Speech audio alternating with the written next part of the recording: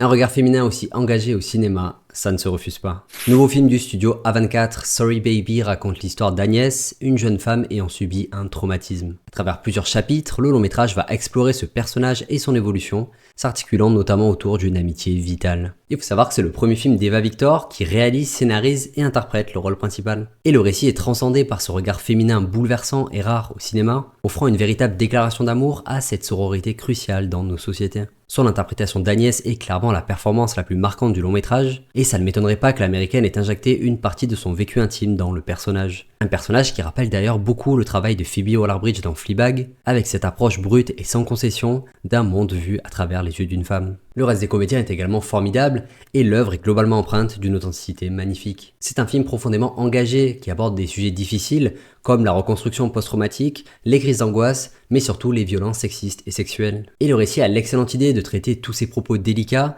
avec une légèreté et une poésie bienvenue. Il alterne en permanence entre comédie et drame, ce qui offre aux spectateurs des émotions d'autant plus puissantes. Malgré tout, ça reste un premier film et c'est effectivement pas toujours parfait. On sent à plusieurs reprises des tocs lourdeaux de films indépendants, très connotés à 24 d'ailleurs, qui rendent certaines scènes assez artificielles et qui font basculer l'écriture dans une autorisation un peu forcée. En plus de certains personnages franchement trop manichéens. Pour autant, c'est vraiment une proposition que j'ai envie de soutenir, d'où cette vidéo, parce que c'est quand même porté par quelques scènes superbes qui marqueront mon esprit et mon année 2025. Comme cette séquence de jurés ou cette discussion géniale avec ce vendeur de sandwich. Mais surtout, malgré les imperfections globales, ça reste une œuvre très courageuse et importante. Eva Victor aborde des sujets féministes essentiels, qui ne bénéficient que trop rarement d'une telle exposition. Avec notamment ce traitement des VSS qui est plus que bienvenu, dans une industrie cinématographique qui déborde de cas problématiques. C'est quand même sacrément ironique et particulièrement triste de voir qu'en France le film a totalement été éclipsé, au profit d'autres longs métrages, et notamment celui d'un prédateur sexuel. D'ailleurs, petit aparté, mais je suis obligé de mentionner un choix de casting exceptionnel, parce que l'acteur qui joue ce personnage s'appelle Louis Cancelmi.